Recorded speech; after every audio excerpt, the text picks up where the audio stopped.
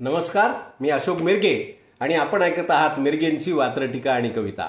गेल्या 30 तारखेला एक राष्ट्रीय प्रामाणिकपणा दिन साजरा झाला। बघा, आपल्याकडे असे असंख्य दिन आहेत की वर्षभर नाही तसं वागता आलं तर निदान एक दिवस तरी तसं वागावं, त्याची आठवण व्हावी म्हणून हे दिन साजरे केले जातात। तर 30 एप्रिलला परवाच्या राष्ट्रीय प्रामाणिकपणा दिन साजरा झाला, त्याच्यावरची ही माझी चारोळी ऐकूया।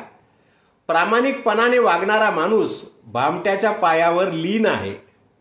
प्रामाणिकपणाने वागणारा माणूस भामट्याच्या पायावर लीन आहे आणि किमान एक दिवस चांगलं वागायला राष्ट्रीय प्रामाणिकपणा दिन आहे। काही प्रामाणिक सोडले तर बाकीचे सगळं फुकटात लाटत आहेत। काही प्रामाणिक सोडले तर बाकीचे सगळं फुकटात लाटत आहेत आणि सरकारी पैशातून मिळणाऱ्या सवलती त्यांना घरच्याच वाटत आहेत। सरळ मार्गाने चालणाऱ्या लोकांना आडदांड जगू देईना झालेत।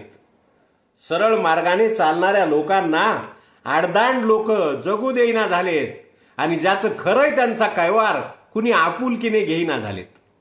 हक्क सांगणाऱ्यांना कर्तव्याची मात्र जराशीही जाणीव राहिली नाही आणि कामचुकार लोकांची प्रत्येक क्षेत्रात थोडीही उणीव राहिली नाही। सगळीकडे झालेत, ते कामच करीत नाहीत। इमानदारी फक्त भोपळ्यात होती म्हणे, आता तोही इतिहास घडवित आहे। पहिली म्हण होती आमच्या लहानपणी की इमानदारी भोपळ्यात आहे, म्हणजे तो जर कमराला बांधून नदीत उडी टाकली तर तो भोपळा बुडवीत नव्हता माणसाला कडीला जाईपर्यंत, ही इमानदारी होती। पण आता भोपळेच हायब्रिड निघालेत, पाण्यात बुडायलेत स्वतःच। म्हणून ती म्हण सुद्धा आता खोटी झालीये, इंजेक्शन दिलेले भोपळेत आता।